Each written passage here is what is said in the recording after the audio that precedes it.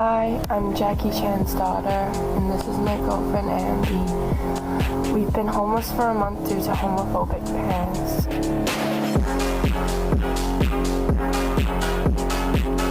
All right. Is that the clip? That's the clip. Now listen. Need context. I'm going to give you... So that's Jackie Chan's daughter. That's Jackie Chan's daughter. She, I guess, is... I don't know. She looks like she's in her 20s or 30s.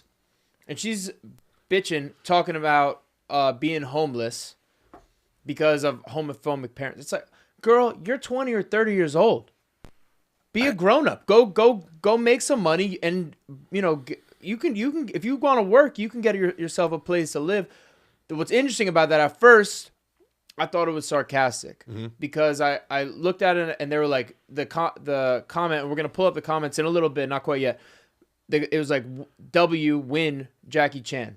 I thought it was being sarcastic or being shitty, but what I think is this is a sign of the rubber band effect of they went so far woke where that fucking shit, that gaslight shit. The reason why I'm homeless is because of my homophobic father. No, you're homeless because you're lazy. You want a handout from your father. He's actually teaching you something where go get a job and go work. It has nothing to do with her being, I assume. It has nothing, and everybody in the comments after reading, we assume it's not because of her being a lesbian. It's because she needs to go work. What does she want, a handout? So I look, everybody in the comments is talking about how, like, good for Jackie Chan. He's not spoiling his kid. You know what I mean? But I look at it, if you look at the comments of, people aren't going for that shit anymore. That victimhood shit, that, gaslighting, saying the reason for I'm a victim because of homophobia, like using whatever your thing is against other people, trying to defame her father. People are onto that shit. We're smelling it. We've had enough of it. And I after thinking about it, I agree. Good for him. He's actually gonna maybe get her some character here. She's entitled. I don't have enough context to really like comment on that particular situation, but I do feel like I looked into it a little bit back in the day. Well, if you can provide additional context, that's pretty much what I heard. Is that she doesn't want to work. She wants to just be able to. My dad's rich, so should I be. So yeah, my dad's rich, so I should be rich. Yeah. Well, if that's the case, I mean, obviously that's ridiculous, right? But when we'll check out the comments in a little bit. But go ahead. Yeah. So I do have some gay friends who feel like the new LGBTQ movement is stolen valor. Like they're acting like the world is really hard on them, but like when they literally had to live their lives, a double life. They had to live undercover. They had to go to the village, and they had like it was a legit hardship, but also a real badge of honor to have lived through these repressive years and then kind of have their coming out party in the 90s or whatever. They feel like a lot of what they've earned through legit struggle, strife is now almost like fashion. It's like being used as fashion to be like, I'm homeless because my parents are white supremacist homophobes. And it's like, no, you're homeless because you're a lazy broke bitch. Your parents could be racist and your parents could be homophobes. There's a lot of racist, homophobe parents out there, and it doesn't stop their kids from earning. It doesn't stop their kids from living their life. Right. The entitlement that's come from this victim generation is very, very, very dangerous because it used to take time. It still takes a lot of time and a lot of effort to become a person of value. It doesn't take any time or effort or energy to become a victim. Yeah. But you get the same adulation and clout, if not more. That's a really dangerous thing. And that's kind of, now to get on my soapbox, that's where the DEI thing, and I'm glad you talked about rubber band effect, DEI? blowback. Yeah, diversity, equity, inclusion programs, they're collapsing on themselves.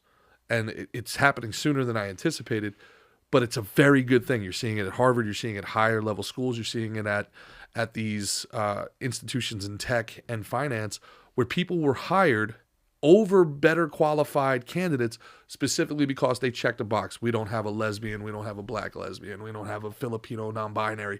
So people got jobs that other people were more qualified for. And it happened so quickly and so many jobs that these companies are really suffering.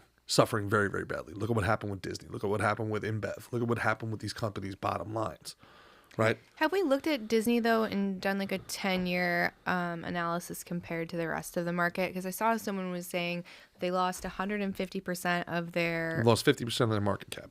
Right, in like the last 5 years or something, but that's because they had a massive peak in 2020 because everyone was quarantined, and so did every other streaming service. So if you look at Disney and you see that giant spike around 2020, it doesn't look that bad if you account for that. Comparatively to the rest of the market? Like, compare it to something similar. It's kind of hard because Disney's almost like its own thing, but try to compare it to like Apple. See, I disagree because right now they're trading at the same level they were trading in 2015. So they had this huge spike. Right. Then you're right. But in 2015, they went parabolic around 2010 with Marvel and everything like that. And they have lost all the gains going back to 2015. Yeah, but I'm saying haven't probably a lot of other streaming services, because a lot of what they acquired was because of people overvaluing them during the lockdown. Maybe. But the numbers don't see that. I don't know. So I get... Here's your lockdown spike. I get what you're saying. Yeah. There's your lockdown spike. So take the spike. Let me move my giant water cup. So there's your lockdown spike. Yeah. And But it doesn't... Netflix at the same time in 2015 has almost tripled its market cap.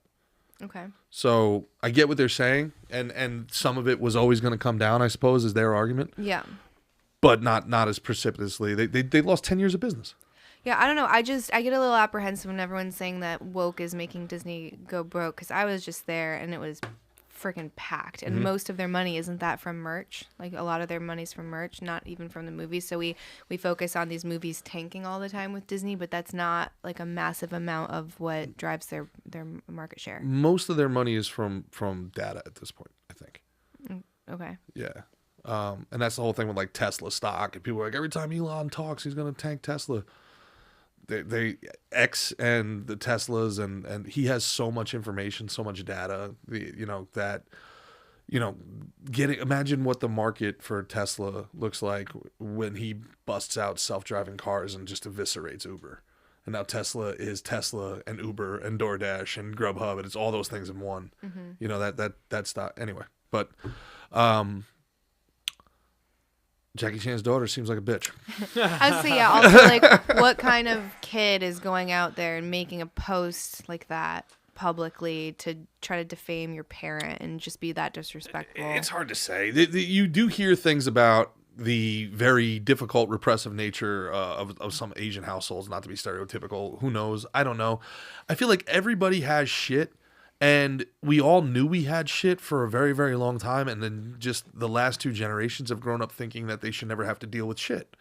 Like, the whole world has to be nice to me. Otherwise, this is a systemic issue. And it's like, when did the world have to be nice? Mm-hmm. Like, why do you have to be nice to people? Why don't anybody have to earn anything ever? Like, you don't have to earn respect. You have to give me my pronouns. You have to know who I am. Like, and even if it's true, it's not like she's the first person that had a parent disapprove of who they brought home.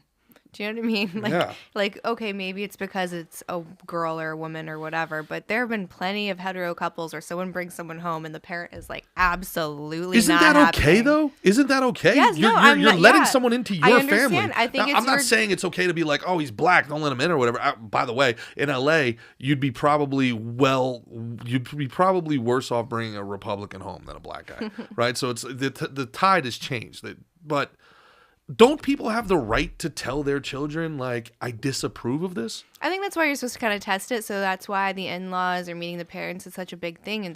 That's a tribe. And you want to test this person a little bit. And what are they made of? What's their character? Yeah. And if they're going to be taking your baby, right, then the responsibility is moving to them to then further their family, then you got to test them. Yeah. Are you going to show up for my son or my daughter? I would even be like, are you 100% sure positive you're gay? Or are you really just trying to fit in? Right? Because this is so much fashion now. I think it was in LA, if I forget the stat, but it was something like 13 or 15% of kids identify as non-binary in Los Angeles. Like, you're not. There's not 15% of you are not non-binary. But what if they are? What if the phthalates are just seeping into the water and they're just turning the kids becoming gay. more and more ambiguous?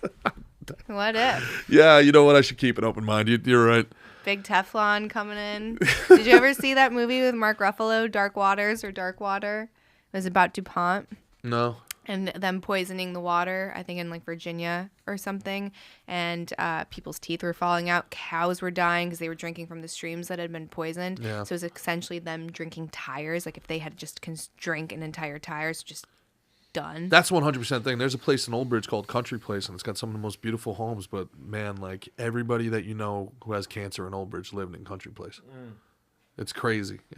Somebody needs to do something about, like, that's like an Aaron Brockovich thing. Like, what was it, landfill? Like, what happened there? What's seeping into the water supply? The amount of cancer coming out of that one place in this one town it's abnormal, and it's been happening for long enough across enough people where it's like, all right, something needs to get looked into. Yeah, here. you guys should watch that movie. It's so good.